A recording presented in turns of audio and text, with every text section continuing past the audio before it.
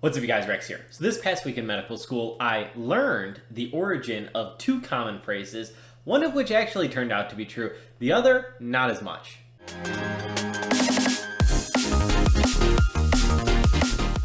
So this past week in medical school, I learned a lot of toxicology and things that we can put inside our bodies that cause harm and different things from our environments that cause harm. And so because of that, I'm a little cautious to talk about a lot of the things I learned in medical school because I don't know exactly what YouTube guidelines are about talking about potentially harmful things to you. And I definitely don't want to ever be coming close to suggesting ways that you potentially could harm yourself. So we're going to try to avoid that topic as much as possible and just talk about the etymologies of two phrases I learned about in medical school, only one of which turns out to be true. So the first was the origin of the phrase cold turkey. So to quit cold turkey means to suddenly stop doing something, not to like wean off slowly, but you're doing something and then stop. So the origin I learned about was that cold turkey refers to one of the withdrawal effects that people often have after quitting some substance very suddenly. So one of the common effects for someone suffering from withdrawal symptoms, particularly from opioids,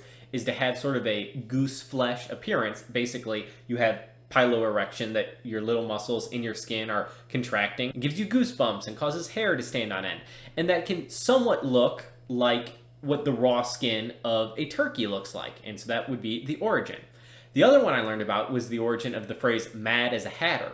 And so the reason for this is actually relevant to what we were talking about, in that back in the day when people making hats, hatters, were preparing leathers and furs, they would often use mercury nitrate. And mercury is something that can cause significant neurotoxicity. So people who were constantly using mercury nitrate in the hat making process would unfortunately suffer from various neurotoxicities that could cause different tremors or different very significant mental effects that would come across as perhaps mad would be the word they would use back in the day. And so that's where the phrase mad as a hatter came from, that people were suffering from very unfortunate toxic effects from their workplace environment that led to that phrase. So now, which of these is actually true? It turns out just the mad as a hatter origin story is actually true.